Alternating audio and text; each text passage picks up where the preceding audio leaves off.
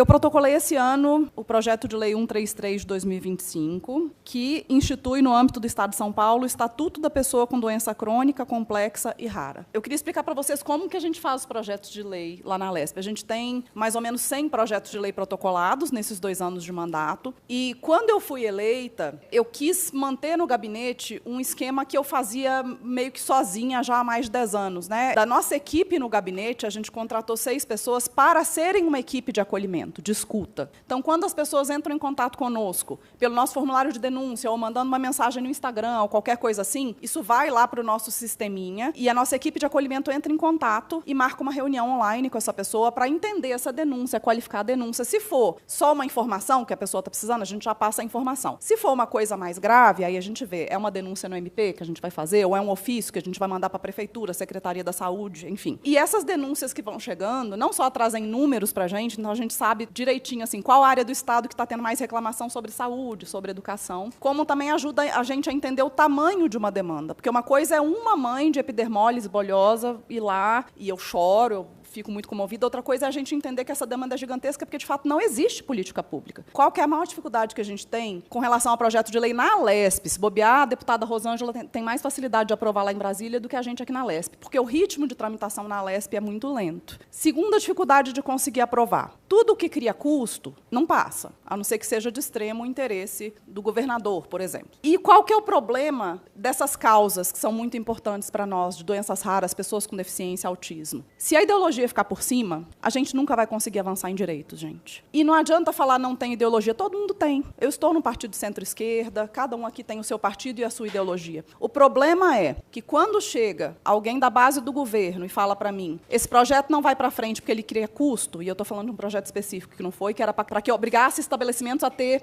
trocadores maiores, porque tem pessoas com deficiência, com doenças raras, que não andam e que já são adolescentes, adultos, e as mães muitas vezes têm que trocar essas pessoas no chão do banheiro. E aí eu sou informada, esse projeto não vai para frente porque ele cria custo. Ok, então vamos deixar as mães continuando a trocar as pessoas com deficiência no chão, afrontando a nossa Constituição, que diz que dignidade é um direito de todo ser humano. Estou dizendo isso para dizer que quem está com essa causa, doenças raras, pessoas com deficiência, tem que ter como obrigação o diálogo. Então, eu vou conversar com o governador Tarcísio, e eu converso muito bem com ele, eu converso com a Secretaria da Educação dele. Temos conseguido, inclusive, avanços com a Secretaria da Educação, apesar de eu não ser oficialmente base do governador Tarcísio. Então, diálogo é obrigação. E, gente, passar pano não pode. Então, assim, se o governador Tarcísio, por qualquer motivo, ou os secretários dizerem, mas isso aqui cria um custo, eu preciso ter pessoas da base do governo, que sejam da causa, que possam me ajudar a ir lá fazer esse diálogo e falar, mas isso é importante. A gente não melhora a vida das pessoas sem criar custo. Ainda mais pessoas que estão sendo negligenciadas pelo Estado há tantas décadas. Vai ter custo que vai precisar criar. Então, aí eu vou precisar de gente do governo que não passe um pano para esse não e que fale, não, vem cá, vamos conversar, eu entendo que isso é importante. Ao mesmo tempo, se no governo federal estão querendo tirar o BPC de pessoas com deficiências leves, eu preciso ter gente do meu lado ideológico que não vá passar pano, que vá me ajudar a ir lá e falar, Haddad, não vai rolar esse negócio. Não dá para tirar BPC. Tem um monte de coisa aí mais importante que cria muito mais custo que a gente pode olhar, que é ajuda, a gente pode mobilizar as bancadas, mas isso não vai dar. Então, eu acho que o mais importante é isso, é a gente ter essa bancada estadual, municipal, federal, que seja das deficiências, do autismo, das doenças raras, e que, de fato, esteja acima das ideologias. Eu apanhei todas as vezes que eu tirei foto com o Tarcísio? Apanhei. Eu liguei? Não. Eu apanhei quando eu critiquei que tentaram cortar o BPC lá, porque o vice-presidente é do meu partido? Apanhei. Eu liguei? Também não.